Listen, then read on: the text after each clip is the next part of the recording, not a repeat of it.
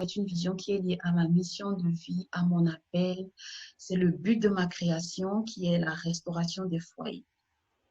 Vous comprendrez donc que je ne vous parle pas ici de quelque chose que j'ai entendu ailleurs, de quelque chose qu'on m'a appris ailleurs, quelque chose que je vis, que j'ai vécu et que j'expérimente au quotidien. Donc, ce que je vais vous dire ici, non seulement c'est, bien sûr, je me suis inspirée des mentors, de ceux qui m'ont précédé dans le domaine, ça c'est clair, mais au-delà de ça, il y a mon expérience personnelle. Je ne vous dis pas ce que je ne connais pas, je vous dis ce que je vis. Alors, ça c'est pour le cabinet de conseil conjugal. On va continuer, nous allons découvrir les filiales du cabinet. L'ONG des femmes de destinée qui travaillent pour les droits des femmes et des filles. Donc, dans la vision, il y a un point capital sur l'épanouissement de la femme, le leadership de la femme et le respect des droits des femmes et de la jeune fille. Nous travaillons beaucoup là-dessus. Dans le cadre de l'ONG, nous sensibilisons les filles dans les lycées, dans les écoles, les jeunes filles scolarisées. Nous travaillons également pour la promotion de la scolarisation des filles parce que nous nous sommes rendus compte que c'est un problème et ce problème est d'autant plus pertinent, est d'autant plus grave, je vais dire, que quand une fille n'est pas éduquée, quand une fille n'est pas bien éduquée, j'appuie sur le mot bien éduquée, sur les vraies valeurs de la société, même dans le foyer, cela se ressent. Même dans l'éducation des enfants, cela se ressent. Donc, on met un point d'honneur là-dessus. Même le Messie est venu par le ventre d'une femme. Et lorsque vous lisez l'Apocalypse, Dieu a payé une attention particulière pour protéger cette femme qui devait faire venir le sauveur de l'humanité au monde.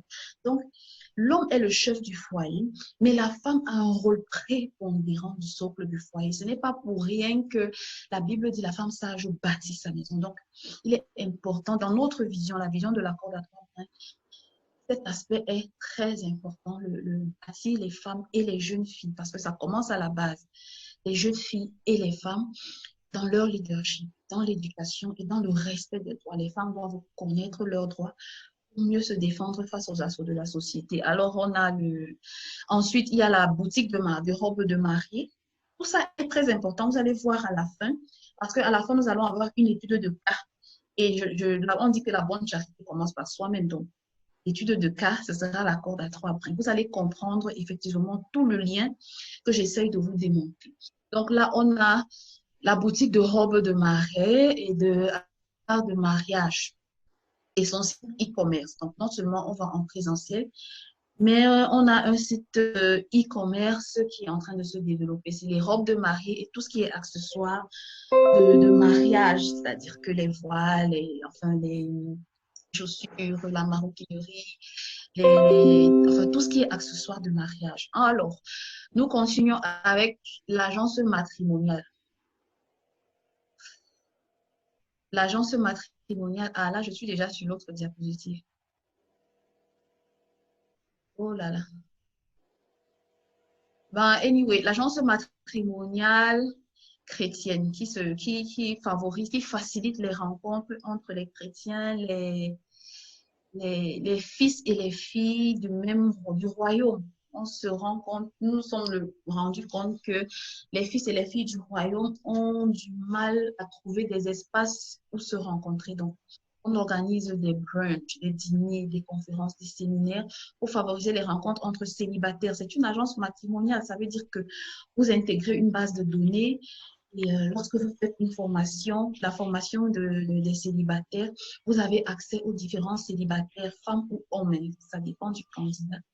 Ils sont inscrits dans la base de données. Après l'agence matrimoniale, on a le centre de formation qui organise des formations comme celle-ci, qui est une formation gratuite, qui est une formation d'1 heure.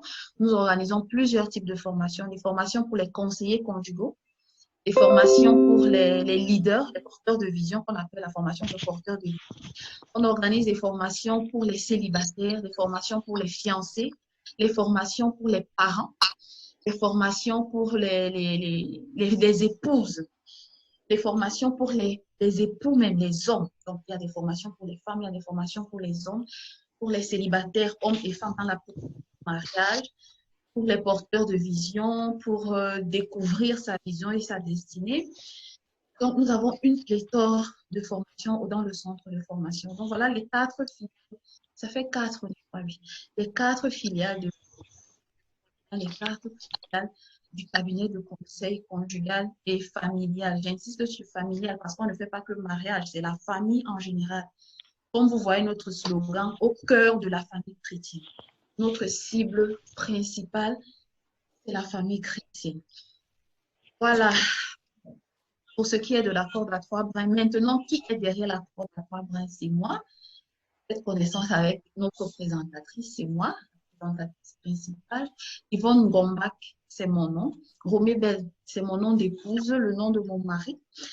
Puis conseillère conjugale et familiale de par mon appel, de par ma vie, comme je vous ai expliqué tout à l'heure. Et enseignante aussi, puisque j'ai un centre de formation. Là, je suis en train de vous enseigner. Ça fait partie de mon appel, mais en même temps, par profession aussi, je suis enseignante dans un lycée de la place, non loin de Yaoundé, au Cameroun. Et bien sûr, au-delà de tout, je suis servante de Dieu. Je ne suis pas coach. C'est que d'habitude, les gens ont tendance à m'appeler coach. Je ne suis pas coach, je suis conseillère conjugale.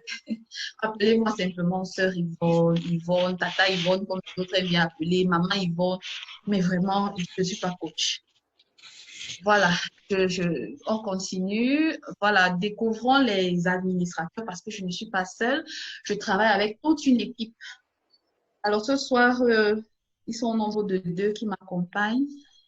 D'abord, le pasteur Rodriguezson, qui est un serviteur de Dieu, un cadre commercial de par sa profession.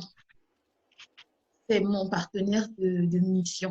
C'est mon partenaire de mission. On est tous ensemble. Pour ceux qui me connaissent depuis, qui nous suivent depuis, ils savent que très régulièrement, formation, le pasteur Rodriguezson ne manque pas d'apparaître. D'une manière ou d'une autre, il intervient toujours. Voilà. Et la deuxième administratrice, c'est Madame Marie-Nadège Ihindi, qui est enseignante aussi, c'est ma collègue. Bon, mais collègue et servante de Dieu en même temps. Nous sommes tous des serviteurs de Dieu. Moi, je suis au Cameroun, à Yaoundé, le pasteur Rodrigue est à Douala et Tata Marie Nadège est en Italie. Tout à l'heure, elle vous a donné l'heure de l'Italie. Moi, je vous ai donné l'heure du Cameroun, chacun selon sa position. Très bien. Alors, nous allons entrer dans le vif du sujet. Les présentations faites. Nous allons entrer dans le vif du sujet. Donc, vous allez me laisser terminer la présentation et après la présentation, vous aurez du temps pour poser les questions. Vous connaissez tous le thème d'aujourd'hui, le lien entre la destinée, la prospérité financière, parce que la prospérité, ce n'est pas que les finances, d'accord? Donc, on précise bien la prospérité financière et le mariage, même si en réalité, pour moi, tout type de prospérité sont liés à la destinée. Lorsque vous comprenez le principe de la destinée, vous comprenez que rien de ce qui arrive dans votre vie n'est le fruit du hasard. Voici le plan de notre cours. L'introduction, la définition de l'importance de la vision. Ensuite, on va établir le lien entre vision et mariage. Pourquoi et comment? Donc, pourquoi pensons-nous que la vision, le mariage est lié à la vision? Vous allez comprendre pourquoi est-ce qu'on a basculé de destinée à vision. Je vais vous expliquer ça dans la suite. C'est des synonymes différents d'une nuance près. Je vais vous expliquer ça dans la suite. Donc, comment est-ce que la provision, c'est la prospérité financière, c'est l'argent, money. Comment c'est lié? Pourquoi est-ce que nous pensons que c'est lié? Alors, l'étude de cas dont je vous ai parlé tout à l'heure, c'est moi, c'est la corde à 3 brins. Et même s'il y en a plusieurs dans le monde, et là, les questions. Et après, c'est conclusion, mais je crois que je vais conclure avant qu'on ne passe aux questions.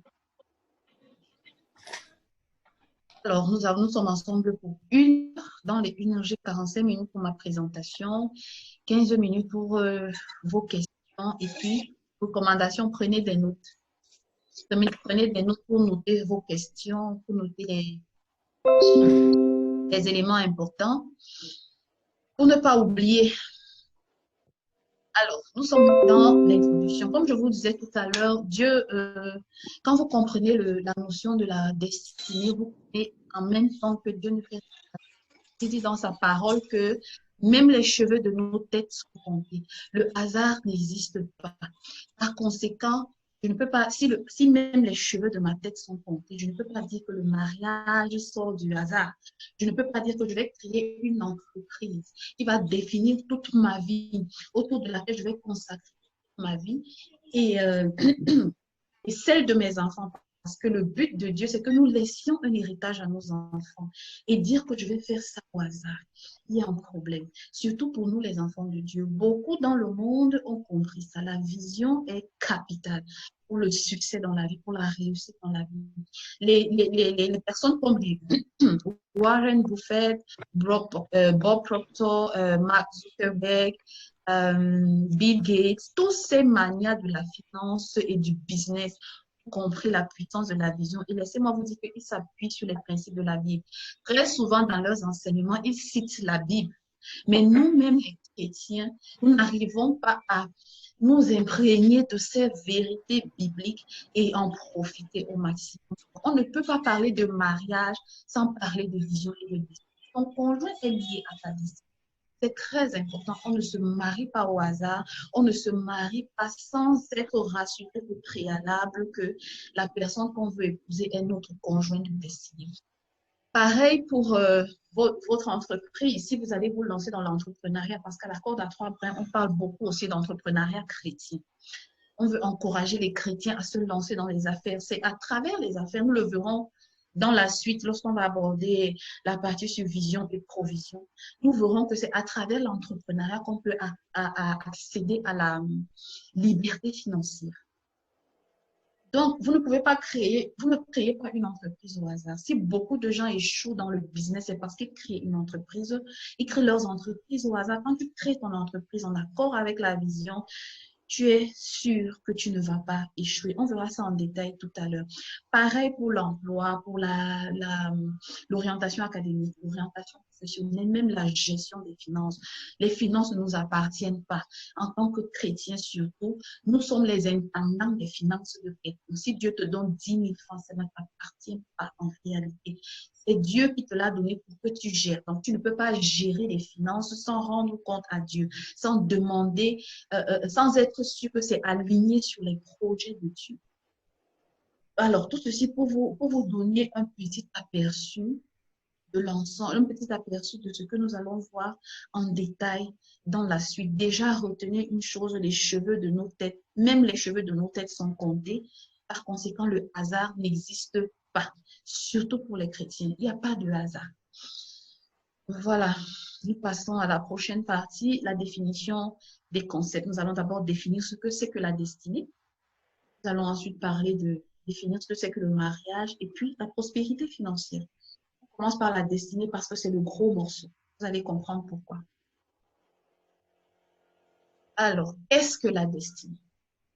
Selon le dictionnaire, la destinée, c'est une détermination préétablie des événements de la vie humaine par une puissance supérieure. Donc, il y aurait, selon le français, le dictionnaire français, il y aurait donc une puissance supérieure qui détermine certains événements de la vie humaine.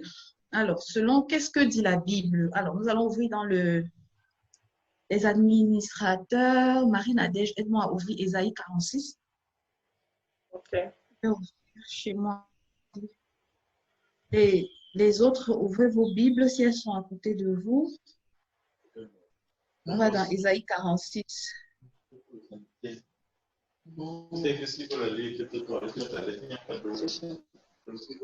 y a quelqu'un qui a son micro ouvert.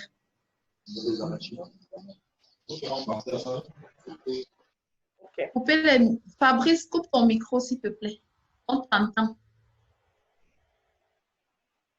Merci. Heureusement que tu as mis ton nom. Ok.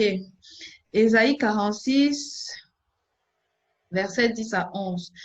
J'annonce, là je suis dans la version 8 secondes. J'annonce dès le commencement ce qui doit arriver et longtemps d'avance ce qui n'est pas encore accompli. Je dis, mes arrêts subsisteront et j'exécuterai toute ma volonté. Verset 11. C'est moi qui appelle de l'Orient un oiseau de proie, d'une terre lointaine, un nom pour accomplir mes desseins. Je l'ai dit et je le réaliserai. Je l'ai conçu et je l'exécuterai. Alors, on voit ici que Dieu annonce dès le commencement ce qui doit arriver. D'accord. Non, tu repartages seulement ton écran, en fait. Ah oui, heureusement, parce que j'étais déjà perdue. Ok, ok. Voilà, on voit que verset 10 à 11.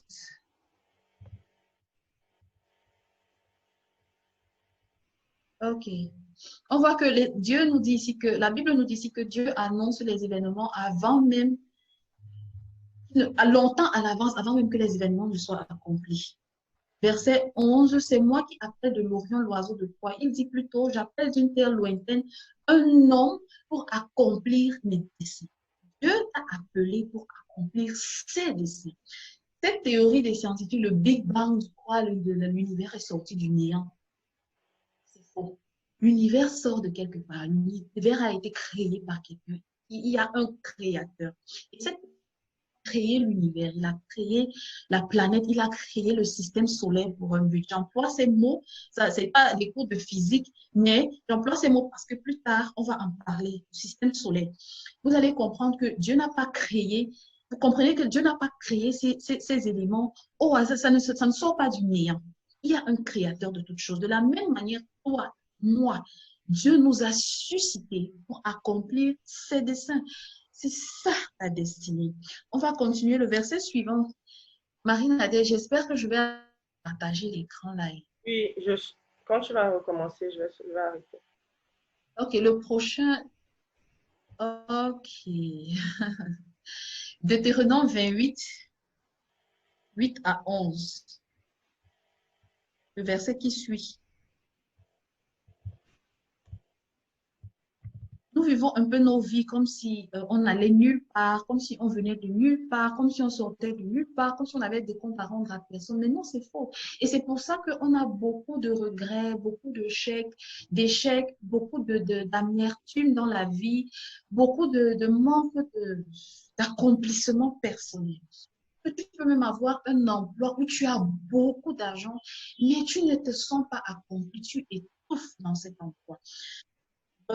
Verset Deutéronome 28, 8 à 11.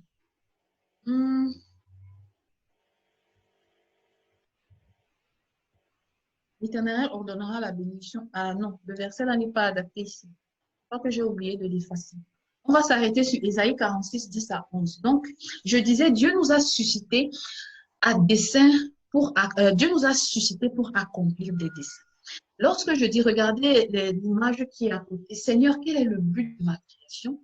Quel est le sens de ma vie? Je crois que certains d'entre vous se sont déjà posé cette question. Sinon, c'est le moment de vous les poser.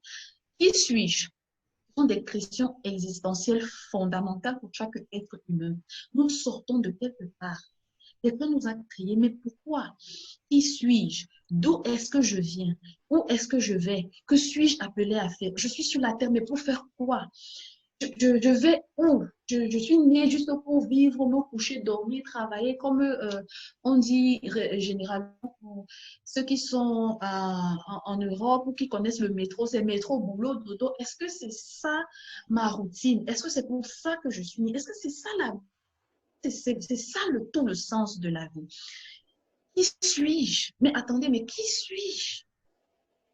Quel est l'essence de mon être? C'est ça la destinée. Les réponses à cette question vous donnent la réponse sur ce que c'est que la destinée. Donc, vous êtes né pour un but. Vous êtes né pour, vous sortez de quelque part. Vous êtes l'œuvre d'un créateur. Vous allez quelque part. Ce créateur vous a créé pour accomplir des desseins. Donc, vous avez une destination qui est le dessein de Dieu pour votre vie. Et vous êtes appelé à faire quelque chose dans ce dessin-là, la tâche précise et spécifique que vous êtes appelé à faire sur la terre. Donc, vous n'êtes pas sur la terre pour un passage comme de la fumée ou comme de la vapeur. Vous devez marquer votre présence, vous devez impacter impacter votre génération, vous devez impacter la communauté pour laquelle vous êtes né et vous avez été créé. La destinée, c'est le but de la création de quelque chose ou de quelqu'un. Exemple des appareils, c'est-à-dire comme l'ordinateur que j'utilise, il a été créé pour un but. Comme le congélateur que tu utilises, il a été créé pour quelque chose. De la même manière, toi, l'être humain, tu as été créé pour un but. C'est pourquoi, non seulement en tant que chrétienne, mais en tant que personne qui a compris l'importance de la destinée, je suis archi contre l'avortement, même si c'est le fruit d'un inceste, même si c'est le fruit d'un viol, même si peu importe les circonstances de la naissance d'un enfant, peu importe les circonstances, tu es né, il y a un appel sur ta vie. Tu es né pour accomplir un but. Et les douleurs que tu crois être, ces douleurs trop grandes, très souvent, sont un signe pour ta destinée. Très souvent, deviennent ton message dans ta destinée. Donc, cette destinée, qui est le but de la création d'une manière globale, d'une manière générale, cette destinée va générer une mission de vie et la tâche globale à accomplir pour réaliser ce but. Par exemple, le but de ma création, c'est d'aider les hommes à vivre à l'abri parce que nous sommes exposés aux intempéries, il pleut, il fait chaud, on veut dormir au calme. Mais alors, qu'est-ce que ça, c'est le but global? C'est un exemple comme ça, hein. C'est le but global. Euh, amener les hommes à se couvrir, à se protéger, à s'abriter. Amener les gens à s'abriter, aider les gens à s'abriter. Alors, cette destinée, ce but global va générer une mission de vie qui est la tâche à accomplir pour réaliser ce but. Alors, je sais que je suis appelée à aider les gens à s'abriter. Quelle est la mission de vie? Par exemple, c'est de construire des maisons. Quelqu'un d'autre, sa mission de vie, ce sera dans le même but, parce que le but de la création est global, c'est général, c'est un terme générique. Est-ce qu'on se comprend? Maintenant, la mission de vie vient apporter une spécificité à un individu. Donc, en tant que je suis appelée à aider les gens à trouver des abris. Ma spécificité, c'est que l'abri que je vais trouver, c'est de construire des maisons. Par exemple, construire des maisons. Un autre va dire que c'est construire fabriquer des parapluies. C'est aussi s'abriter. Un autre dira que c'est construire des voitures. C'est s'abriter. D'accord. Maintenant, de la mission de vie, on va comme un entonnoir. On parle de la généralité et au fur et à mesure, ça s'affine. De la mission de vie va donc naître une vie. La vision est plus spécifique, elle est plus concrète. La vision, c'est le projet avec les détails précis. Ce projet est conçu pour conduire la mission de vie à son accomplissement. Ça veut dire que je dois aider les gens à s'abriter en construisant des maisons. Mais quel type de maison? Des maisons en dur, des maisons écologiques, quel genre de maison?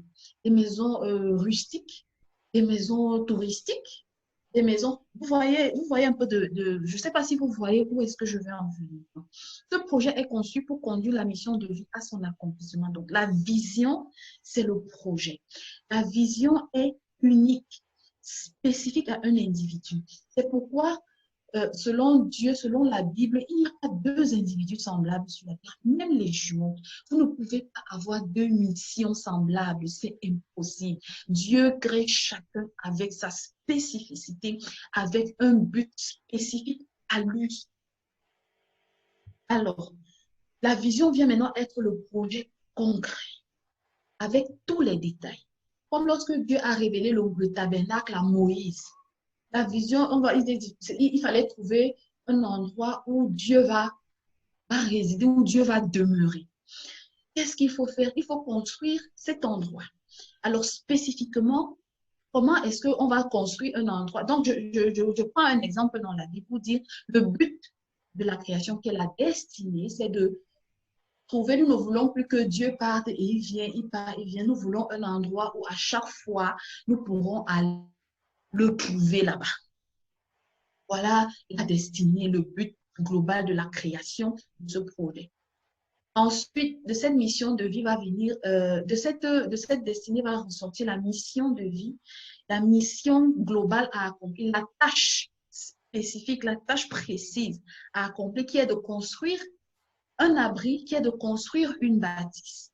Maintenant, de cette mission, de cette tâche globale, de cette tâche générique, le Seigneur va donc révéler de manière précise, avec les détails. C'est ça la vision du tabernacle. Quand vous allez et vous lisez la révélation du tabernacle, vous voyez que Dieu donne la révélation du tabernacle dans les moindres détails, jusqu'au tissu qu'on devait utiliser pour le tabernacle, jusqu'au type de bois, le nombre de mètres qu'on va utiliser pour mesurer chaque objet qui devrait être posé dans le tabernacle.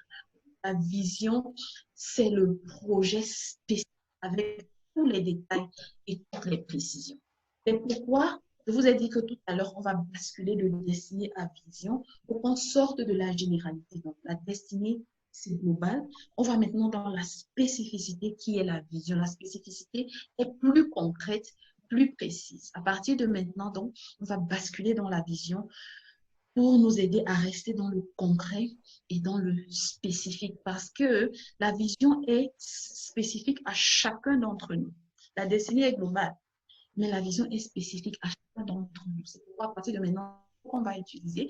J'espère que vous avez compris la transition que j'ai faite entre la destinée et la vision. La destinée, c'est le grand ensemble de tout ça et la vision vient pour être plus spécifique, plus précise, plus concrète et adaptée à chaque individu.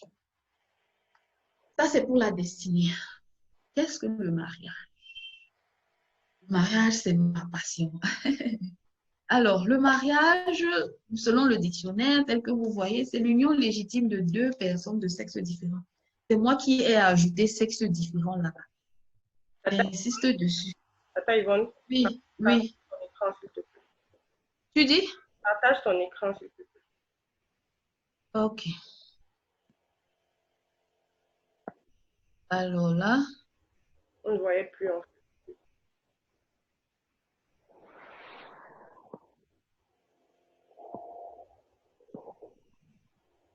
là, moi, je ne sais plus.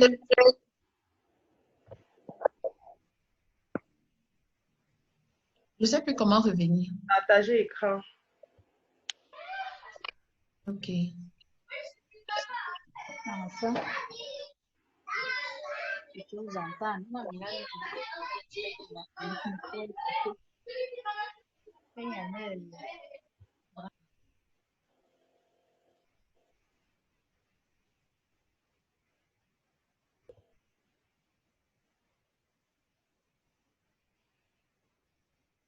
Marie-Nadège, j'arrive pas. Je suis toujours perdue là.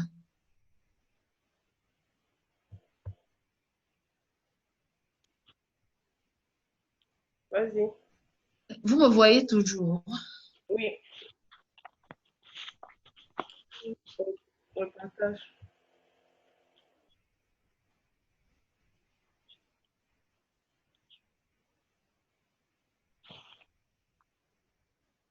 Ah là là, je ne me retrouve pas. Appuie juste sur partager écran. Je ne vois même plus la réunion. J'ai l'impression que je suis sortie. Je suis là. Vous dites que je suis là. Oui, on te voit. Cherche l'icône de Zoom, tu vas te voir.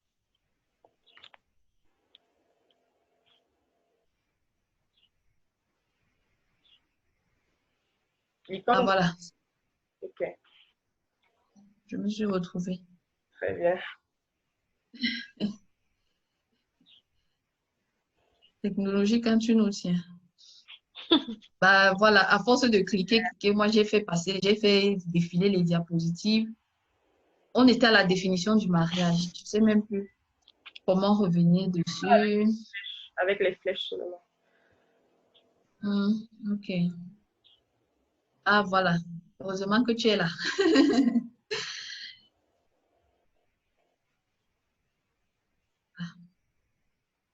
Alors, on était sur qu'est-ce que le mariage? Union légitime de deux personnes de sexe différent. J'insiste sur différent parce que la Bible ne reconnaît pas la sexualité. C'est interdit. C'est l'homosexualité qui a fait brûler Sodome et Gomorrhe. Il y a Arnold Schwarzenegger qui a demandé dans une émission dernièrement si tout le monde se marie entre nous, là, on va faire des enfants comment finalement? Ça, c'est une parenthèse. Union légitime de deux personnes de sexe différent dans les conditions prévues par la loi. Ça, c'est la définition du dictionnaire. OK? Alors, union légitime de deux personnes dans les conditions prévues par la loi. Parenthèse encore, pour dire que le concubinage n'est pas prévu par la loi. Donc, ce n'est pas le mariage, le concubinage n'est pas le mariage. En tout cas, chez nous, au Cameroun, la dot n'est pas prévue par la loi, ce n'est pas le mariage. Le mariage coutumier, mais la loi ne reconnaît pas. Donc, c'est un mariage en partie. Il faut compléter tous les mariages. Et les hommes et les femmes, mariez-vous. C'est la volonté de Dieu. Dans la Bible, maintenant, nous avons la définition du dictionnaire. Allons dans la Bible. Marie-Nadège, pardon, ne partage plus ton écran pour la Bible, sinon je vais encore me perdre.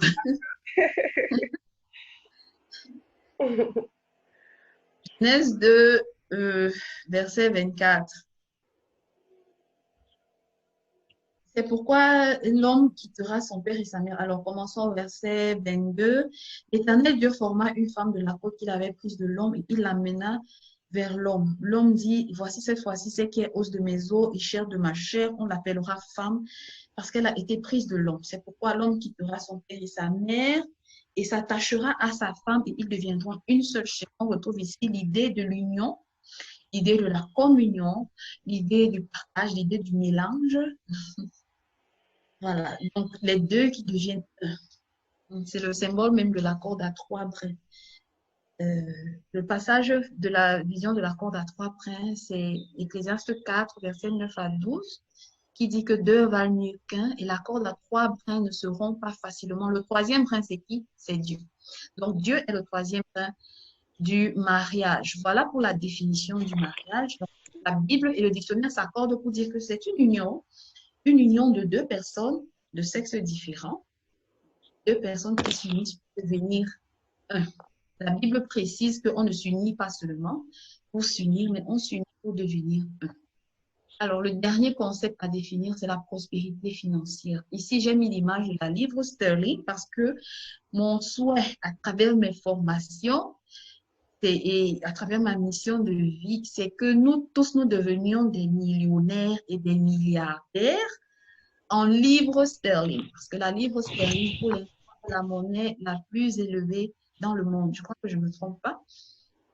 La livre sterling. Donc, c'est pourquoi j'ai mis la photo de la livre sterling. Là, je me projette déjà dans mes milliards, dans mes futurs milliards. C'est mon souhait pour toi aussi.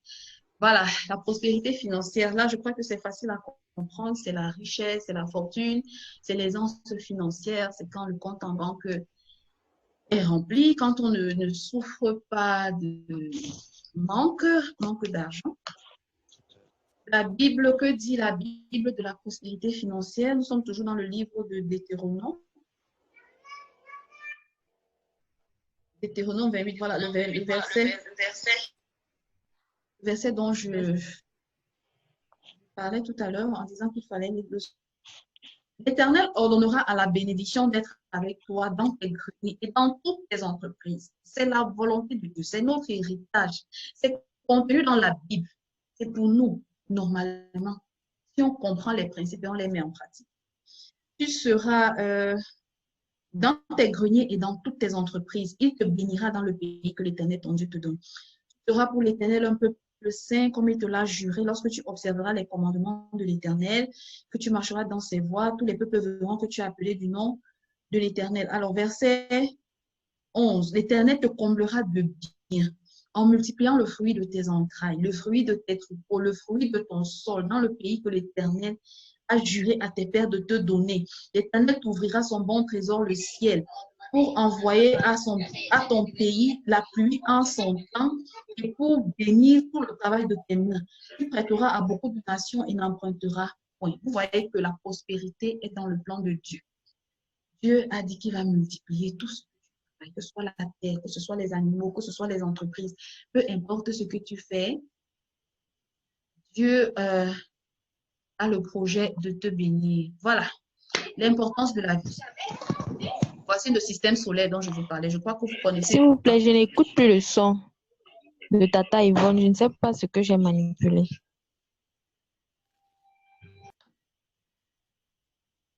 Marie-Nadège, est-ce que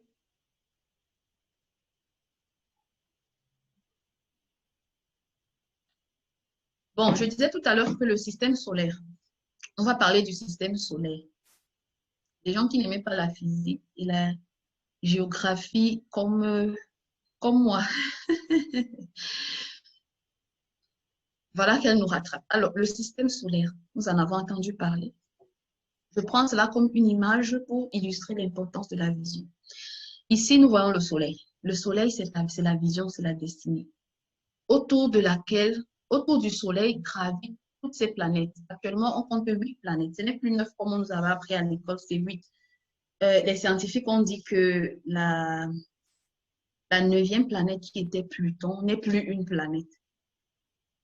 C'est toujours eux comme ça. Ils disaient que c'est la planète. Après, ils disent que ce n'est plus la planète. Donc, Pluton n'est plus dans les planètes. On ne compte plus que 8 planètes maintenant autour du Soleil.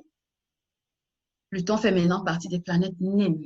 Alors, toutes ces planètes gravitent autour du Soleil. Est-ce que vous connaissez l'importance du Soleil pour la Terre, pour chacune de ces planètes? S'il arrivait que le Soleil explose, s'il arrivait que le Soleil s'éteigne, toute vie sur la Terre disparaîtrait, et même dans les autres planètes. Parce que toutes ces planètes qui gravitent autour du Soleil dépendent de l'énergie qui est générée par le Soleil. Vous voyez, même seulement ces derniers temps, on parle de réchauffement climatique. Rien qu'à cause du réchauffement climatique, là, on voit déjà les effets négatifs très, très néfastes.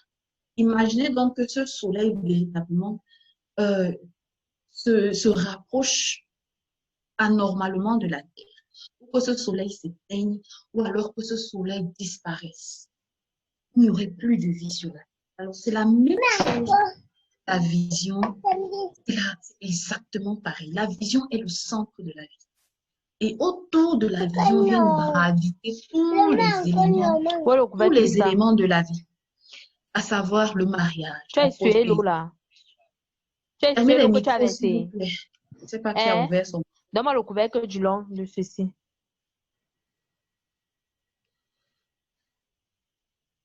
Contrôlez vos micros, fermez les micros. Merci. Donc, de la même manière, comme les planètes gravitent tout autour du Soleil, c'est de la même manière que gravitent autour de la vision tous les éléments de nos vies. Que ce soit pour concevoir les enfants, que ce soit pour se marier, que ce soit pour créer des business, que ce soit pour trouver un emploi, que ce soit même pour le choix du cursus académique. Tout ça doit tourner autour de la vie. Le point central, c'est la vision. C'est pourquoi j'ai choisi l'image du système solaire pour bien illustrer. Allons plus loin.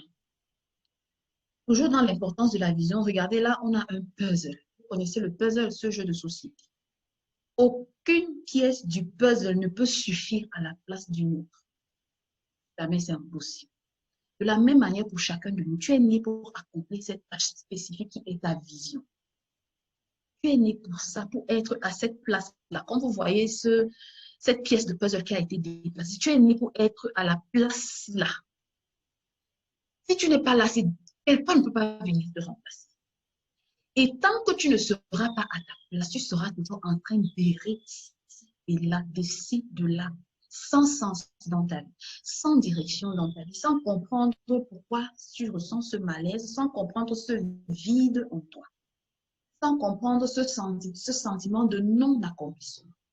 Tu auras beau courir les femmes, tu auras beau aller de mariage en mariage comme la femme samaritaine, tu auras beau gagner tant d'argent dans un emploi ou je ne sais pas dans quoi, tu auras beau t'engager dans 1001 entreprises, il y aura toujours à l'intérieur de toi un vide, une soif, que tant que tu n'auras pas trouvé ta place, tu ne pourras pas combler cette soif, ce sentiment de non-accomplissement. Il est important de découvrir sa destinée, il est important de découvrir la vision de Dieu pour sa vie. Que malheureusement, il y a des gens qui meurent sans jamais avoir accompli ce pourquoi ils sont nés.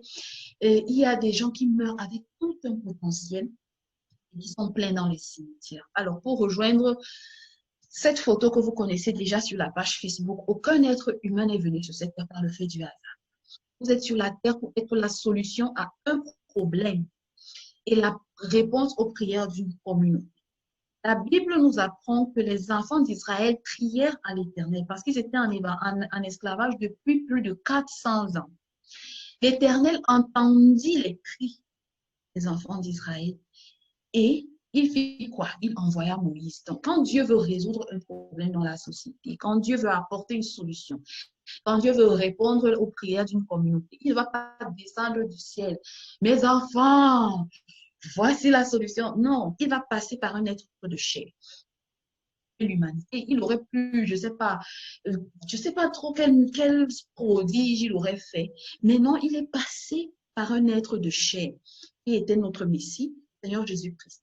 Pareil pour toi, tu viens en être de chair pour résoudre le problème d'une communauté, pour répondre aux prières et aux cris d'une communauté en particulier. L'importance de la vision de l'aigle. Vous connaissez l'aigle, particulièrement l'aigle royal. Vous savez que l'aigle est le roi des oiseaux. C'est le roi des oiseaux. Alors, observons le cas de l'aigle. Étant un grand prédateur, il a la capacité de repérer ses proies jusqu'à 1 kilomètre de distance. Ses yeux sont en effet comme des loups qui grossissent 6 à 8 fois ce qu'il perçoit. Son champ de vision est de 240 degrés. Ça veut dire que pendant qu'il regarde comme ça, il a la possibilité de voir ce qui se passe à 240 degrés à la ronde. 240 degrés à la ronde.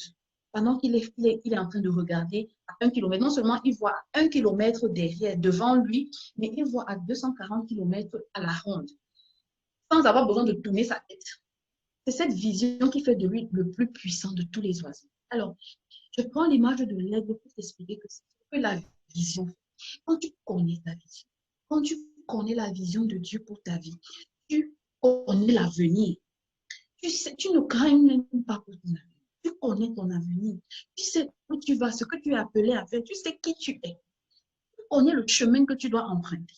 Et tu as la possibilité d'évaluer les perspectives autour de toi et de voir même les dangers arriver pour te prémunir. Voilà les bénéfices de la vision. C'est pourquoi connaître la vision est important. La vision vous donne une image claire de votre avenir, des diverses perspectives. Quand vous connaissez la vision de Dieu pour votre vie, vous êtes qualifié pour devenir un roi dans votre domaine. Nous continuons. Proverbe 28, 18. Quand il n'y a point de vision, le peuple est sans frein, mais bienheureux qui garde la loi. J'ai pris la version de Darby. Darby utilise le mot vision, pendant que lui, second 21, le semeur, utilise le mot révélation. Alors, on va arriver à révélation. La vision, un peuple qui marche sans vision, marche sans train. Imaginez une voiture en train de dégringoler une colline sans frein. Vous imaginez la catastrophe. C'est ça nos vies, en fait. On marche sans direction, sans rien. Bon, comme je suis arrivée au campus, si je pars maintenant, bon, je prends la route ici. Ou bien on fait comme Rahang, moi j'aime les dessins animés. Qui connaissait Rahang? Rahang. Si tu connaissais Rahang, l'enfant des âges farouches. Rahang, quand il marche, il n'avait pas de direction. Quand il arrive dans Carrefour, il pose son couteau, il tourne le couteau, fait comme ça. Quand le couteau tourne, après, là où le couteau s'arrête, il dit, bon, ok, allons de ce côté. C'est ce que nous faisons dans nos vies, en fait. Et nous courons à la catastrophe ici, nous courons à la dérive. Par contre, quand tu as la vision, tu sais que tu pars comme ça. Je n'ai pas besoin de faire tourner le couteau. Je n'ai pas besoin de compter sur le hasard. Voici ma route. Je ne m'en détourne ni à droite, ni à gauche. Ça, c'est la vision. Maintenant, quand les autres versions parlent de révélation, je m'appuie dessus pour dire que la vision doit être révélée. Parce que la vision, ce n'est pas quelque chose qu'on va créer là tout de suite pour venir mettre dans ton cœur. Non, c'est en toi. C'est caché en toi. Ça doit être révélé. Révélé parce qu'elle est cachée au-dedans de vous. Révéler signifie qu'on va dévoiler ce qui est caché. Il faut révéler, ressortir le potentiel qui est en vous. Parce que si Dieu vous a suscité avant votre naissance pour accomplir un dessein spécifique, c'est qu'il a mis en vous ce qu'il fallait pour réussir. Il a mis les talents, il a mis le potentiel, il a mis tout ce qu'il fallait pour que vous puissiez réussir cette mission. Quand quelqu'un, prenons le cas d'un ambassadeur ou je ne sais pas quel service professionnel qui envoie souvent les gens en mission, on te donne tous les éléments de la mission. On te donne l'équipement, on te donne, les services secrets là qui envoient souvent les gens en mission avec les espions. On te donne les armes, les gadgets, tous les détails de la mission. Même si tu vas en mission d'infiltration, on te donne tous les détails. Pareil pour nous, quand Dieu te fait naître, c'est qu'il t'envoie en mission quelque part. Et il ne peut pas t'envoyer en mission des lettres de mission. C'est dans les lettres de mission que tu as tous les détails de la mission. Alors, parce que la vision vient de Dieu, non seulement la vision doit être révélée parce que elle est cachée à l'intérieur de toi, il faut la dévoiler, il faut travailler pour la faire exploser. Deuxièmement, parce que la vision vient de Dieu, c'est lui notre créateur. Donc, c'est lui qui sait pourquoi il nous a créés, c'est lui qui a fait la vision. C'est donc lui qui nous envoie en mission, c'est à lui de nous donner des lettres de mission. La vision, pourquoi est-ce que la vision est importante? La vision est importante parce que c'est la clé qui donne du sens à notre vie. Elle simplifie la vie, elle définit quoi faire et où aller de manière précise et spécifique. Elle dit et facilite nos choix et nos décisions parce que je sais que je suis appelée à faire telle chose. Il y a des choix et des décisions que je ne peux pas prendre au hasard. Elle nous fait gagner du temps. Vraiment, quand tu sais que tu dois aller, moi je suis à Yaoundé, au Cameroun. Quand je sais que je dois quitter Yaoundé pour aller à Douala, et puis je décide de passer d'abord à Ebolova pour aller sortir à Kribi avant de me retrouver à Edea pour continuer. Non, vous voyez que je perds du temps, je perds de l'argent, je perds de l'énergie, je peux même me perdre en chemin. Je cours le risque de me perdre. Par contre, quand j'ai la vision, je sais que voici la route directe, axe lourd direct arrivé, autoroute directe arrivée à Douala. Je prends cette route directement. Donc, on gagne du temps, on gagne de l'énergie, on gagne de l'argent. On connaît clairement la vision te permet de trier tes relations. C'est valable même pour le mariage. On va le voir en détail tout à l'heure. Je ne m'associe pas avec n'importe qui. Je ne me marie pas avec n'importe qui, n'importe comment, parce que je connais ma valeur. Je sais ce à quoi Dieu m'appelle. Donc, la vision va me faire trier mes connexions. La vision nous permet de garder le cap. Ça veut dire que si j'arrive en chemin et que quelqu'un vient me dire, allons un peu, pendant que je suis en route pour Yaoundé, Edea, c'est un carrefour. Pendant que j'arrive donc à Edea, quelqu'un vient me dire, allons un peu regarder ici à côté là, pour m'amener, je ne sais pas dans quel village, là, peut-être à Poma ou à Ezeka, je ne sais pas trop. Et puis, je lui dis, non, non, non, ma destination, c'est là-bas. Je veux pas la distraction. Ma vision, je garde le cap. Je ne m'égare pas. Je ne me distrais pas. Les circonstances de la vie ne me distraient pas. Ne m'égare pas. Je garde le cap. Peu importe qui arrive dans ma vie, je ne panique pas. Parce que je sais où je vais. Même si c'est dur, comment, je sais que le dur là, c'est parce que ça me conduit quelque part. Réduit le risque d'erreur, le risque d'échec et de perte d'argent. Quand on a la vision, la provision ne dépend pas des saisons terrestres. Abraham a prospéré en plein désert. La vision fait prospérer même en temps de crise. Joseph, en temps de famine, c'est lui qui nourrissait les gens. C'est chez lui que les gens venaient prendre à manger. Donc, quand tu mets la vision de Dieu en pratique avec tous les principes, même quand tu ne sens pas la crise, même comme nous vivons actuellement notre crise de coronavirus, vous allez vous rendre compte que les enfants de Dieu qui ont vraiment mis les principes divins en pratique ne souffrent pas de cette. Voilà, on continue. Vision et mariage. Le mariage est lié à la vision. Pour mieux le comprendre, il est important d'examiner ensemble le but et l'origine du mariage. Oh là là, j'ai le sentiment que une là. De notions pour une. Genèse 2.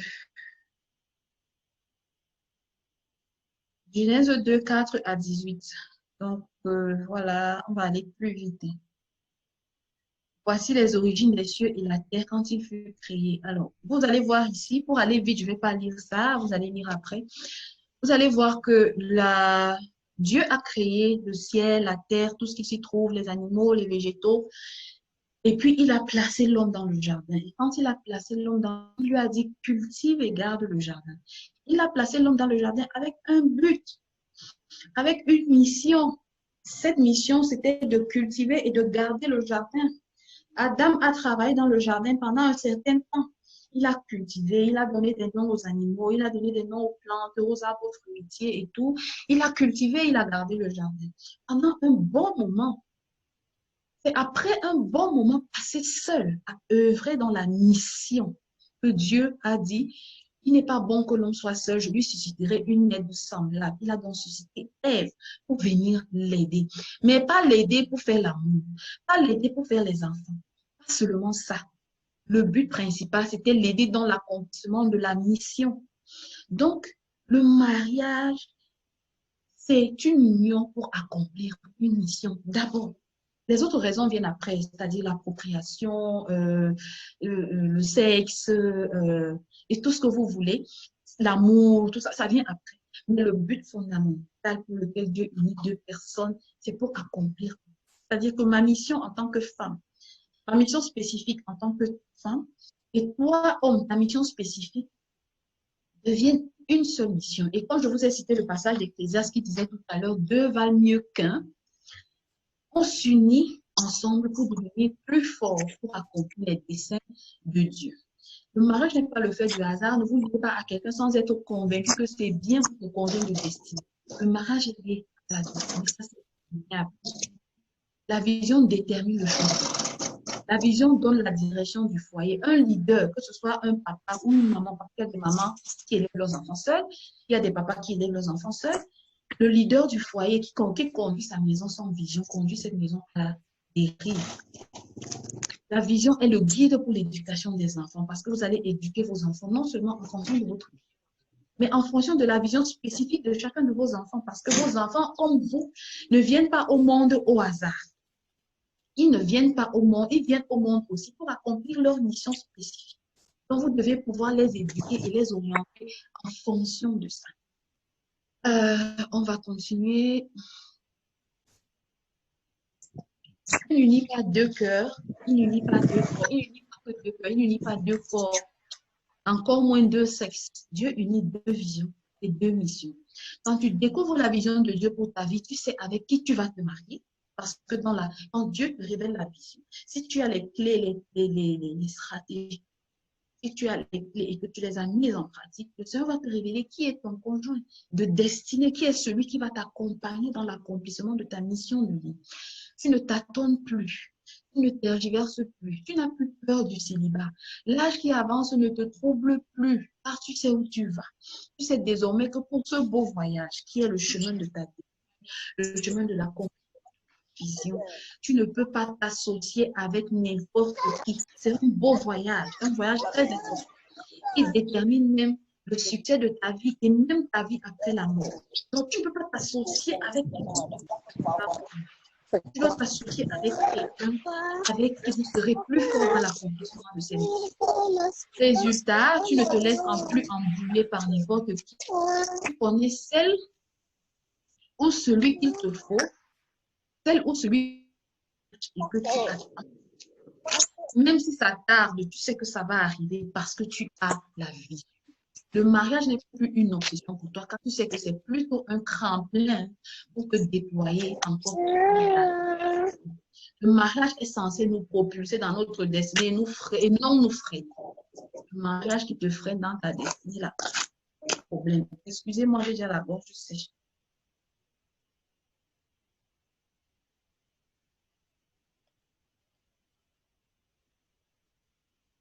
Voilà, c'est ce qui arrive quand on parle beaucoup. Vision et prospérité financière. Don't bury your talents. Pour ceux qui ne comprennent pas l'anglais, n'enterrez pas vos talents. La parabole des talents dans Matthieu 25, vous allez prendre la peine d'aller lire. Les clés de notre héritage, la clé de notre prospérité financière se trouve dans la vision. Dieu a attaché à notre vision plusieurs talents, à nous de les découvrir et de les développer. La prospérité est liée à la vision parce que ta prospérité va dépendre de toi. La prospérité va dépendre de ton potentiel, les talents que tu vas développer, le potentiel que tu vas mettre en exergue. C'est ça qui va te rendre riche. Vous allez entendre tous ces manies du business, de la finance que je vous viens de vous citer, les Mark Zuckerberg et tout ça. Ils vous diront toujours quelque chose. Passion. Et vous allez découvrir, lorsque vous découvrirez votre vision, la vision de vous allez comprendre que c'est la passion qui anime la vision. La passion vient comme le feu pour faire vision, parce que c'est la passion qui te pousse à travailler, à avancer. Tu travailles sans même fatigué. Tu travailles sans avoir faim parce que tu es passionné. Donc, c'est à travers cette passion, à travers ces passions, ces talents que tu vas développer, que tu vas devenir riche. Tu vas résoudre tes problèmes basiques, parce que c'est le plan de Dieu, on l'a vu tout à l'heure. Tu vas résoudre tes problèmes basiques et ceux de ta famille. Tu vas également prospérer, tu vas t'enrichir. Donc, tu ne vas pas te limiter à résoudre tes problèmes basiques et ceux de ta famille. Tu vas t'enrichir et être une bénédiction pour d'autres personnes. Mais croyez-moi, ça ne se fait pas de bouche comme ça. Il faut vraiment connaître les principes pour développer ces talents-là et mettre en essai. Mais c'est ça la clé. Développer. C'est pour ça que la vision, la prospérité, elle est à la vision. Parce que quand Dieu met la vision, je vous l'ai dit, il fait naître, il met cette passion en toi et il entoure ça de tout ce qu'il faut. Comme compétence, comme talent, comme passion, comme capacité, habileté pour accomplir, pour que tu sois équipé, pour mener la mission bien. Alors, vision et prospérité. Dans la vision, Dieu a attaché la provision, le moyen par lequel la vision et le portail de vision seront financés. Dieu te donne une vision, la vision s'autofinance, mais il y a des principes et des clés à mettre en place. La vision s'autofinance. À la vision, Dieu a attaché la provision. La provision qui est les finances, l'argent, le moyen de financer la vision. Dieu établit des lois pour l'enrichissement de ses enfants. Quand tu as la vision, le dévoreur te fuit dans les finances. Dès que tu as l'argent, le dévoreur vient, c'est les maladies des enfants. C'est toi qui es malade. Il y a toujours des petits trucs qui viennent. Tu as l'argent, mais tu ne sais pas ce que tu as fait. C'est les vols, c'est les agressions, c'est les pertes qui n'ont pas de sens. Régulièrement, ça arrive seulement quand toi tu as l'argent. C'est le dévoreur qui agit comme ça.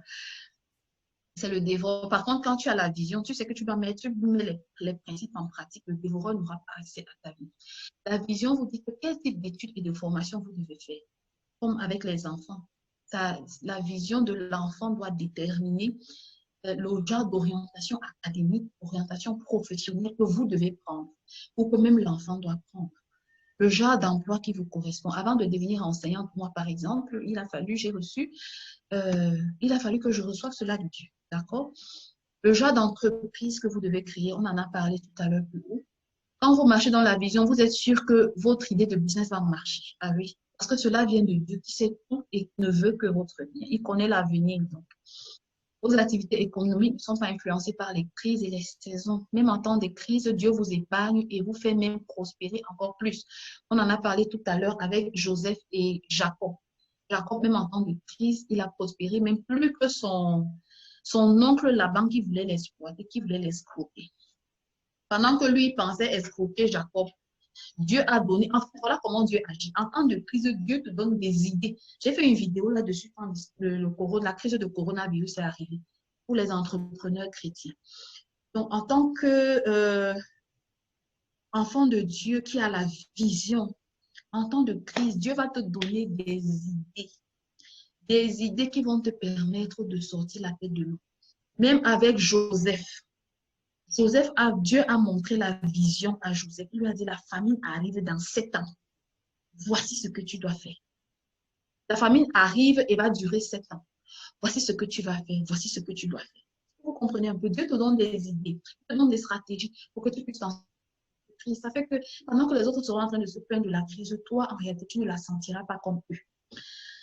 Grâce à la vision, vous rendez service à la communauté et à l'Église, car la vision qui vient de Dieu est centrée sur les autres. Une vision qui n'est pas centrée sur les autres ne vient pas de Dieu. Parce que si Dieu te rend riche, c'est pour que tu puisses être un soutien pour l'Église, que tu puisses être un soutien pour les missionnaires, pour que tu puisses être un soutien pour les pauvres, pour les nécessiteux. Donc, ce n'est pas seulement pour toi et pour ta famille. C'est pour que quand Dieu va te dire qu'il y a mon fils là-bas, je l'ai appelé à être évangéliste à plein temps. Mais il n'a pas d'argent pour payer son école biblique. Va prendre 1 million, tu vas déposer là-bas l'école biblique pour lui. Plusieurs hommes de Dieu ont rendu ce genre de témoignage. Dieu les appelle à s'inscrire dans un institut biblique, par exemple, ou à aller accomplir une mission, par exemple.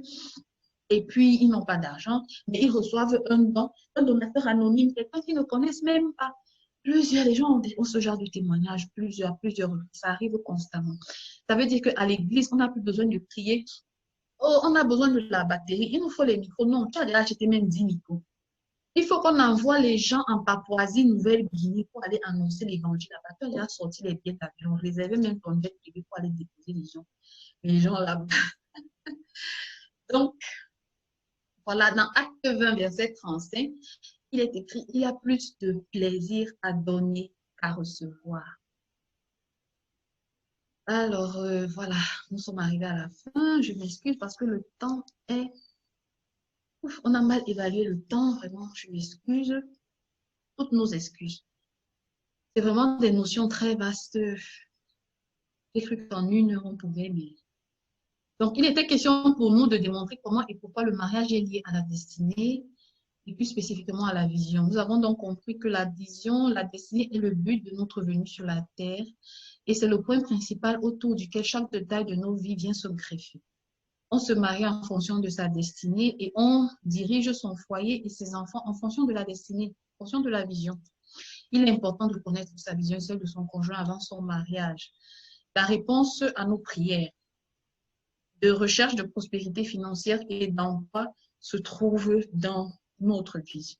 Nous devons découvrir et développer nos talents ainsi que ceux de nos enfants. Alors, pour l'étude de cas, on va aller rapidement. L'étude de cas, comme je vous disais, c'est la corde à 3 brins. Avant d'entrer dans l'étude de cas, je vais vous parler de 2 mariages de vision qui, pour mieux vous illustrer. Alors, vous connaissez sûrement Audrey Mack sur EMCI TV. Elle est une évangéliste à plein temps. Elle va évangéliser en Inde, en Papouasie. Elle est spécialiste de la Papouasie. C'est sa zone préférée là-bas. En fait, elle évangélise partout à plein temps. Mais elle n'est pas mariée avec un pasteur. Elle n'est pas mariée avec un apôtre. Elle est mariée avec un homme d'affaires. À votre avis, quel est le lien entre ces 2 destinées? C'est que cet homme d'affaires-là va financer ses voyages. Vous comprenez un peu? Dieu n'unit pas les gens. Quand vous faites un mariage de destinée, ce n'est jamais le fruit du hasard. C'est cet homme qui finance ses voyages. C'est cet homme qui finance ses missions. Vous comprenez un peu? On va prendre un autre cas. Celui de, j'en ai déjà parlé sur Facebook, de Dorayu. Dorayu a voulu se marier à une époque en Chine. Dorayu, qui est une grande évangéliste chinoise, qui a été l'un des précurseurs de l'arrivée de l'évangile en Chine. La mère spirituelle de Watchman Nee. Parce que Watchman Nee a cru au Seigneur dans une des réunions d'évangélisation de Dorayu. Dorayu était fiancée, mais à un moment donné, elle sentait à l'intérieur d'elle qu'elle ne ressentait pas ce mariage-là. Elle avait 19 ans. Alors, elle a prié le Seigneur. Et le Seigneur lui a dit, peu importe ce que je vais faire, tu dois me faire confiance et tu dois me promettre d'obéir. À la fin, le Seigneur lui a révélé, elle a compris que elle ne devait pas se marier. Mais comme elle avait peur des représailles en Chine, parce qu'en Chine, qui était très traditionnaliste à l'époque, encore plus qu'aujourd'hui, tu romps les fiançailles, toi, jeune fille, mais c'est toute la communauté qui va se retourner contre toi. Le Seigneur a fait à ce que ce soit la famille elle-même, la famille du jeune homme elle-même, qui renonce aux fiançailles. En disant non, la fille n'a pas de problème, mais maintenant, on ne veut plus seulement le mariage. Dieu était à l'œuvre. Donc, Dorayu a choisi sa mission. Pour dire qu'on n'a pas, le mariage, on n'a pas forcément besoin du mariage pour accomplir sa mission de vie. D'accord? Mais ça, c'est un cas spécifique. Il faut que ce soit vraiment, vous avez vu qu'elle a prié, le Seigneur a donné son agrément. Il faut que ce soit vraiment la vie de Dieu pour votre vie, de rester seule. Il faut avoir la vision. Toujours l'histoire d'une femme aussi qui était missionnaire en Afrique. Elle s'était fiancée avant de découvrir son appel. Et quand elle découvre son appel, elle se rend compte que son appel l'envoie en Afrique. Mais l'homme avec qui elle est fiancée lui dit que lui, il ne part pas en Afrique. Il n'a rien à faire en Afrique. 2 enfants de Dieu pourtant. Il n'a rien à faire en Afrique, il ne part pas en Afrique. Alors la femme était ballottée entre le mariage et la vision. Elle a choisi la vision. Elle a choisi la paix. Elle est partie. Et puis les fiançailles sont rompues. Voilà. Donc, j'ai fini. Et pour conclure, pour ceux qui, avant que vous ne me posiez la question, comment on fait pour découvrir la vision, comment on fait pour découvrir la destinée, c'est vraiment très vaste. Vous voyez que même pour aborder les notions génériques, on a pris plus de temps que prévu. Alors, s'il faut entrer en profondeur, mes sœurs et mes frères, on ne va pas arriver. Donc, nous avons créé une formation dans notre centre de formation. Nous avons créé une formation qui commence le 3 août prochain. La fin des inscriptions, c'est le 27 juillet. En fait, il y a 2 formations qu'on va lancer. La première qui est sur la vision. Comme vous voyez le programme là, les notions qu'on va aborder. On a le pouvoir de la vision, comment découvrir la vision de Dieu pour sa vie. On va vous dire comment découvrir la vision de Dieu pour sa vie, comment découvrir ses talents, parce que c'est une chose de découvrir ses talents. Il faut encore savoir quels sont les talents sur lesquels on doit mettre le doigt pour mettre en avant, parce qu'il y a toujours un talent primaire, un talent secondaire qu'il faut mettre en avant. Les autres talents viennent juste supporter ou renforcer ces talents qui sont mis en avant. Il faut encore savoir sur quel talent il faut appuyer pour mettre en avant et développer une entreprise ou des entreprises. Alors, on va voir aussi comment découvrir la vision de Dieu pour ses enfants, comment découvrir les talents de ses enfants. Je vous rappelle que sur YouTube, le plus gros YouTuber actuellement, c'est un enfant de 12 ans. Et il est millionnaire à cause de son talent qu'il expose sur YouTube. Il y a beaucoup d'exemples. On n'a pas le temps vraiment. Découvrir les talents de ses enfants. Et on va aussi vous donner les clés pour savoir comment orienter, éduquer les enfants en fonction de leur destinée, en fonction de leur vision. Alors, on va continuer avec les principes bibliques de la prospérité financière. Je vous ai dit que nous parlons de l'entrepreneuriat chrétien. Dieu a mis des cas collés, a attaché des principes à la prospérité financière. Nous allons les voir en détail parce que si tu t'engages dans le business sans mettre ces principes en pratique, tu vas dire que je t'avais menti, que c'est faux, Dieu ne fait pas prospérer. Et oui, Dieu fait prospérer à condition que, même dans le livre de Deutéronome qu'on a lu tout à l'heure, Deutéronome 28 là, il dit que c'est quand tu mettras en pratique ces commandements que je te prescris. Donc, il y a des lois, il y a des principes. Tu ne vas pas te lancer dans le business au hasard sans mettre en pratique ces principes. Et puis, tu vas dire que Dieu ne m'aime pas. Dieu a fait échouer mon entreprise. Les enseignements que Yvonne nous a donnés n'étaient pas les bons. Elle nous a menti et tout. Non, non, non. Il y a des principes. Il y a des clés à mettre sur pied. Alors, 10 secrets pour une meilleure santé financière, c'est de la discipline personnelle. C'est vrai, tu vas voir les principes, mais il y a une discipline personnelle dans tes finances. La Bible dit que si vous n'avez pas appris si vous n'êtes pas fidèle dans les petites choses, il sera difficile qu'on vous donne les grands. Donc, si tu n'as pas appris à gérer 1000 francs, ce sera difficile que Dieu te donne 10 000. Ce sera difficile que Dieu te donne 100 000, 1 million, 1 milliard. Donc, Dieu ne va jamais te rendre riche comme ça, vous, par miracle. Non, jamais. Jamais, sinon l'argent là va te renverser. J'ai publié sur la page hier que quand tu vas arriver au sommet, c'est le sommet là qui va te donner le vertige et qui va te renverser parce que tu as sauté les étapes. Il y a la discipline sur soi. Il faut que tu travailles ta discipline financière. C'est dans cette discipline-là, quand tu vas asseoir cette discipline-là, c'est là où tu auras maintenant tu appliques les principes bibliques, tu assois la discipline, ça te propulse maintenant dans la richesse à travers l'entrepreneuriat. Le moyen par excellence pour être épanoui dans la richesse, dans la prospérité financière, à travers l'entrepreneuriat. Dans ce cours, sur comment créer, structurer un business ou des entreprises, une entreprise ou des entreprises autour de sa vision, autour de ses talents. On va voir comment gérer entrepreneuriat et salariat, parce que certains d'entre nous sont salariés.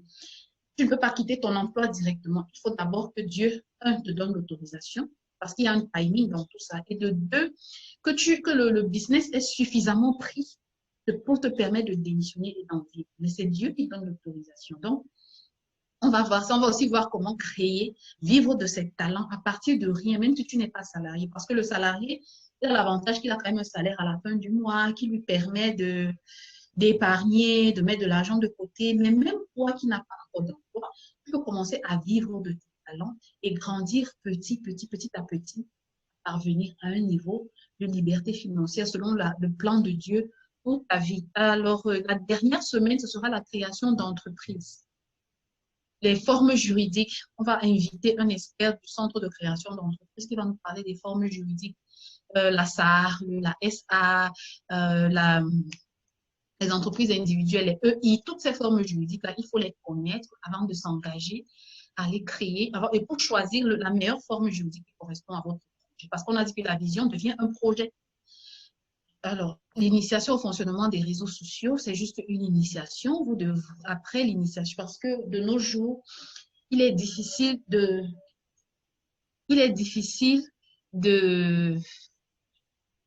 de faire du business sans les réseaux sociaux. Les réseaux sociaux sont un levier puissant de nos jours pour les entreprises. C'est pourquoi nous mettons cet enseignement-là dans la formation. Donc, elle commence le 3 août et les inscriptions prennent fin le 27 juillet. Nous avons également une formation à la vie conjugale, rien que pour les femmes, pour l'instant. Pour les hommes, arrive. Les hommes, ne vous fâchez pas. Ça arrive. D'abord, les femmes pour le moment. Et vous voyez les femmes, les rubriques les notions qu'on va aborder, vous allez comprendre la soumission parce que beaucoup ne comprennent pas la soumission selon ce que Dieu voulait entendre, selon ce que Dieu voulait dire. Donc, on va décortiquer ça ensemble. Ce que c'est que la soumission. La soumission, c'est pas l'esclavage, ça c'est clair. Ça, c'est autre chose. On va entrer en détail. Le rôle et la place de chacun. Aujourd'hui, beaucoup de foyers sont en difficulté parce que la femme se retrouve en train de jouer le rôle de l'homme, l'homme se retrouve en train de jouer le rôle de la femme, ou bien l'homme n'est même plus dans le foyer. Là, il n'a même plus de rôle là-bas. Parce que les rôles sont mélangés, les foyers sont bons. Voilà. La gestion de l'argent en couple, un nœud hyper épineux. À ça, il faut savoir. Dieu a prévu, tout ça c'est dans la Bible. Je vous assure, mes sœurs et mes frères, tout ça c'est dans la Bible. Il faut juste avoir la grâce de Dieu, d'avoir peut-être des personnes comme moi qui vous enseignent, pour que Dieu lui-même vous ouvre les yeux, pour que vous compreniez cette réalité. Donc, la gestion de l'argent en couple, je vois la sexualité. Beaucoup de couples également souffrent parce qu'ils ne sont pas épanouis sexuellement. Pardon, c'est Dieu qui a créé le sexe. Et il a créé le sexe pour qu'on en jouisse. Voilà. Je ne veux pas entrer là-bas. On va entrer en profondeur pendant la formation. Voilà. Et puis, il y a les prières parce que dans le mariage, malheureusement, le mariage est parfois influencé par des entités mystiques, des entités spirituelles. On va prier également. Tous ces thèmes-là, nous allons les aborder pendant la formation. Les deux formations seront lancées en même temps. Donc, vous allez choisir celle qui vous convient et vous inscrire. Voilà, j'ai fini. Donnez-moi encore pour le temps. Pardonnez-moi vraiment. Nous sommes à 17h15. Le reste dépend de vous. Moi, j'ai fini. Voilà, nous sommes aux questions.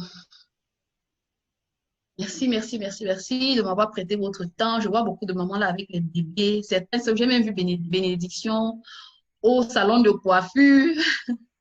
Donc, je vous remercie d'avoir mis entre parenthèses vos activités pour venir m'écouter, pour venir écouter le petit moi-ci que je suis.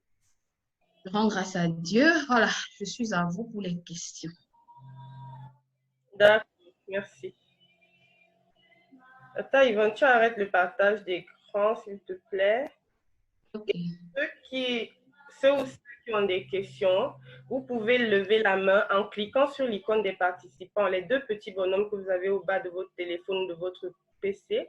Vous cliquez lever la main et on va faire intervenir les personnes qui ont levé la main au fur et à mesure. Ceux qui ne peuvent pas le faire, vous pouvez aussi écrire les questions dans les messages. On va lire les questions. Je me laisse d'abord travailler. Tu vas prendre ta tablette. Ta tablette a fini de charger.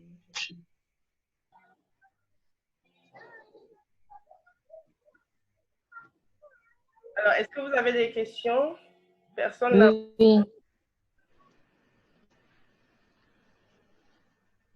Levez la main si vous avez des questions.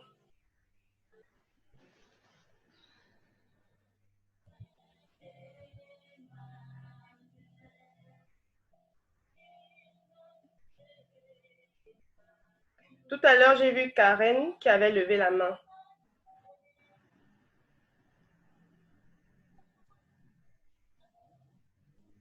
Karen, si tu as une question, est-ce que tu peux activer ton micro?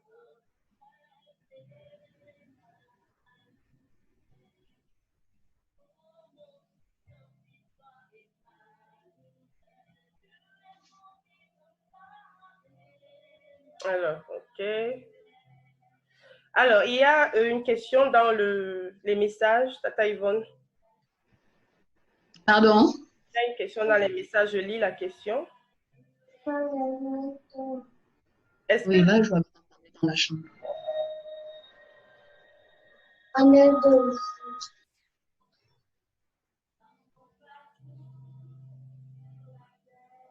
OK.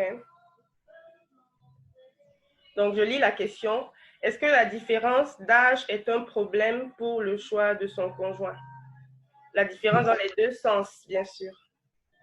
Ok, oui, je vois la question. Est-ce que la différence dans... Moi, je dirais non, hein, parce que, comme nous l'enseignons souvent dans les formations, le seul critère qui compte aux yeux de Dieu, c'est la volonté de Dieu. Vraiment, Dieu peut faire que moi, j'épouse quelqu'un qui a 30 ans de plus que moi, 20 ans de plus que moi, 5 ans, 1 an de plus que moi, ou 1 an de moins que moi, 2 ans, 5 ans de moins que moi. Vraiment, Dieu est souverain. En tant qu'enfant de Dieu et en tant que visionnaire, porteur de vision, nous nous soumettons à la toute-puissance de Dieu. Je crois que j'ai répondu. Et c'est valable dans les deux sens.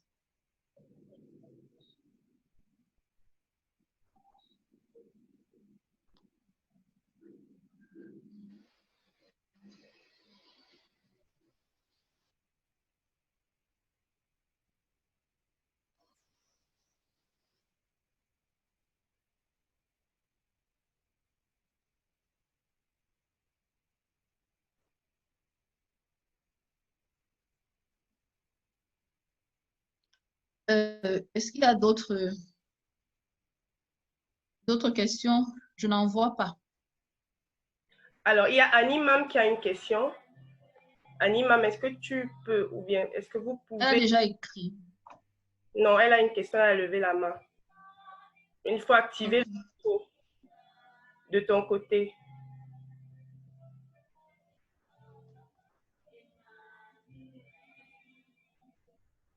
Animam.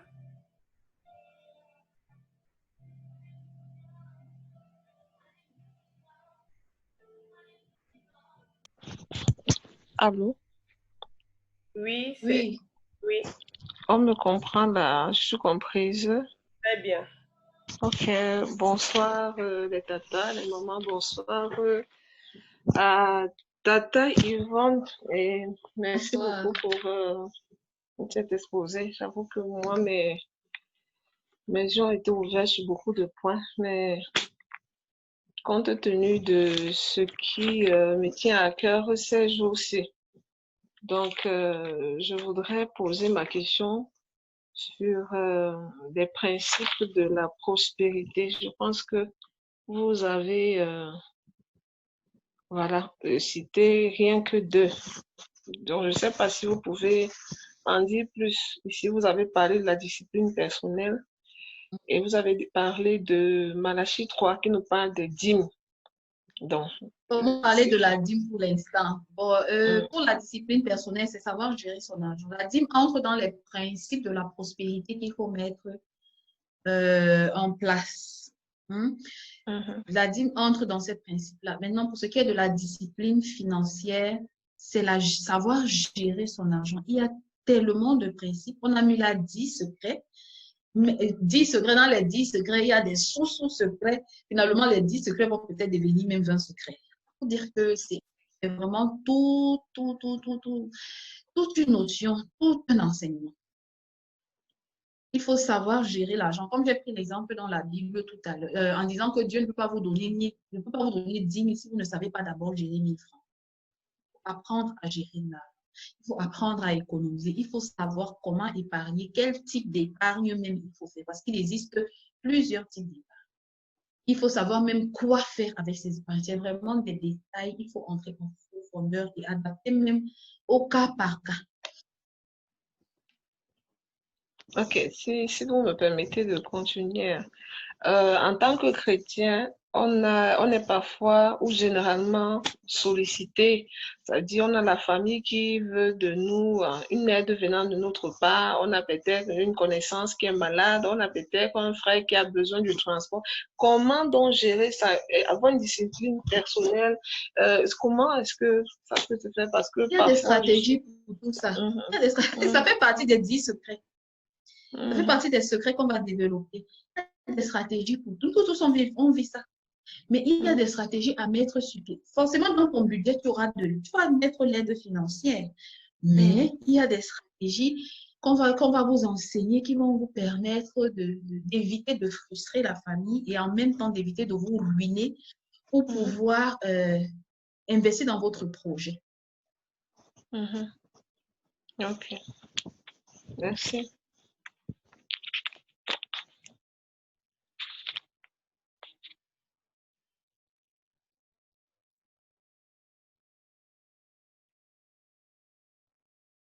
Quelqu'un d'autre?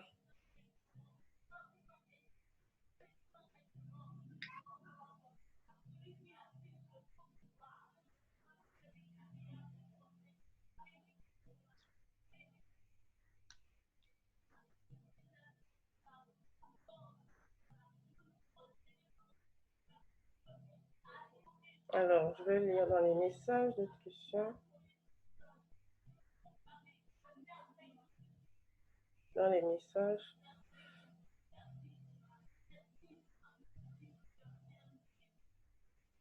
Tata Yvonne, une autre question. Est-il normal de s'unir à quelqu'un qui n'a pas le même niveau spirituel que nous? N'a pas le même niveau spirituel que nous. Alors, parlant de niveau spirituel, comme je vous dis, la volonté de Dieu prime toujours. Mais la volonté de Dieu prime. Dieu est vraiment souverain. Dieu est souverain. Dieu peut décider comme il a envie de décider. Cependant, le conseil qu'on donne généralement, c'est que lorsque tu as qu'est-ce que je vais dire? On a lorsque tu as un certain niveau spirituel, disons ça comme ça, ne va pas, par exemple, t'unir à quelqu'un qui vient de naître de nouveau. Même si le Seigneur te révèle que c'est ton conjoint de destinée, même si tu as tous les signes qui prouvent que c'est ton conjoint de destinée, ne te précipite pas à te marier avec quelqu'un qui vient de naître de nouveau. C'est un exemple. Sauf si, bien sûr, j'ai dit que Dieu est souverain. Dieu peut décider que non, c'est votre temps, allez. Mais d'une manière générale, le conseil général qu'on nous donne, c'est de le laisser grandir encore, de le laisser croître, de le laisser mûrir. Sinon, le risque, c'est qu'il peut rétrograder et t'entraîner avec lui. Même s'il ne t'entraîne pas avec lui, ça va être un problème dans votre foyer. Tu vas avoir des tribulations en plus que tu aurais pu éviter. Ça, c'est un conseil. Toujours sous la réserve selon laquelle Dieu est souverain.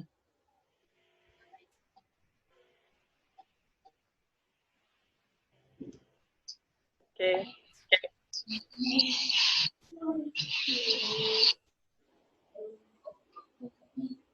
D'autres questions?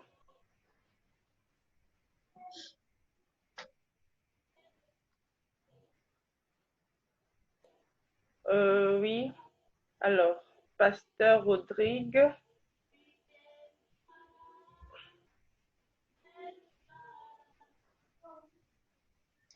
Ok, bonsoir à tous. Ma question, j'espère qu'on m'écoute. Oui, Pasteur. D'accord. Ma question n'est pas destinée à Tata Yvonne, mais juste pour rebondir sur la question du niveau spirituel. Moi, j'aimerais savoir comment est-ce qu'on fait pour savoir d'abord que la personne qu'on a en face a un niveau inférieur à nous. Je ne sais pas si on a un instrument de mesure qui nous permet d'évaluer le niveau de l'autre. On peut généralement, ce qu'on rencontre comme difficulté, c'est sur un pan, cette personne est peut-être inférieure à nous, mais sur d'autres aspects, il est supérieur à nous. Mais Dieu prend compte du global. Par contre, nous, on juge par rapport à un aspect, un pan ou autre chose. Donc, je vais renvoyer la question à la jeune, je crois, sœur, tout à l'heure. Est-ce qu'elle a des indicateurs sur lesquels elle se tient pour dire que quelqu'un est inférieur spirituellement parlant à l'individu? Sinon, on sera en train de s'égarer.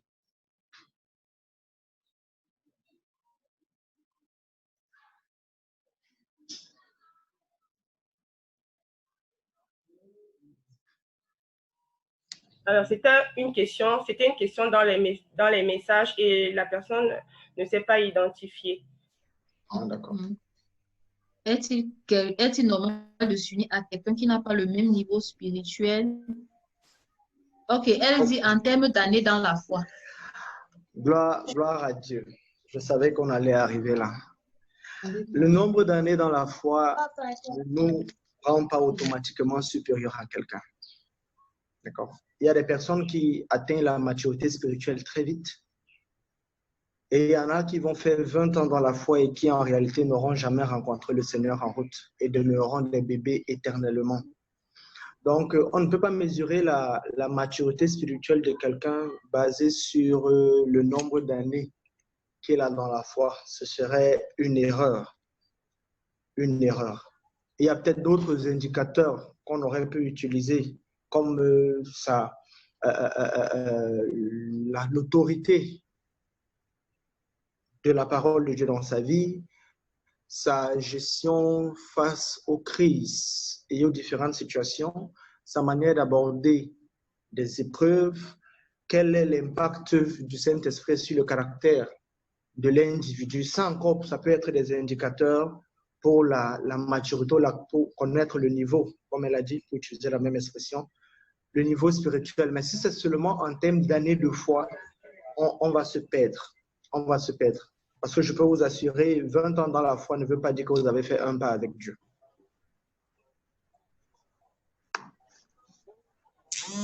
Merci.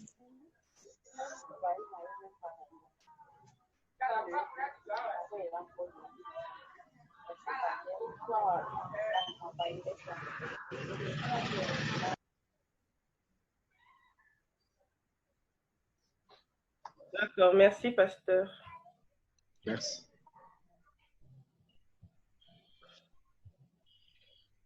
Alors, puisqu'on n'a plus assez de temps, est-ce qu'il y a une dernière question? Sinon, on va remettre la parole. Oui, on prend une dernière question et on se retrouve sur WhatsApp. Il y a beaucoup de personnes qui n'ont pas réussi à se connecter là-bas. OK. Dernière question.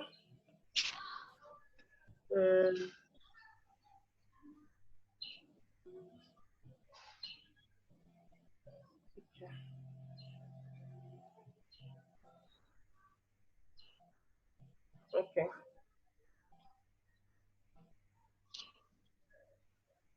Donc, voilà. S'il n'y a plus de questions, Tata Yvonne.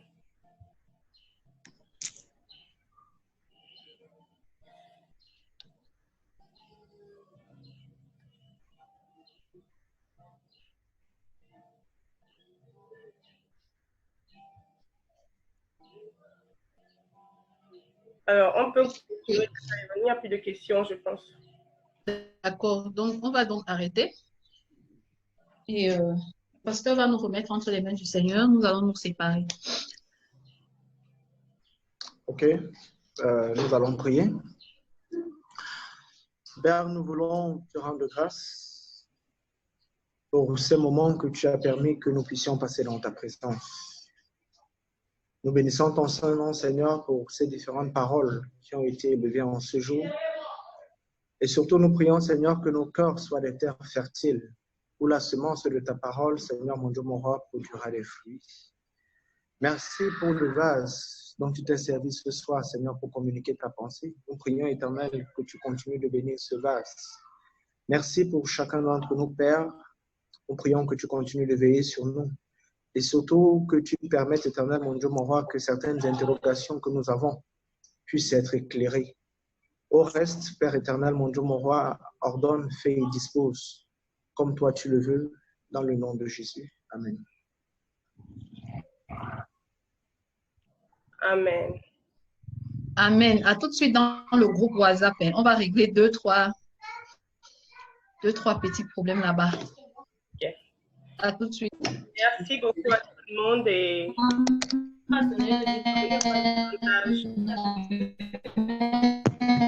Merci aussi à vous pour votre disponibilité. Amen. Oui. Tu viens de manger, non? Mon frère. Fin de la réunion. Au sortir de la réunion.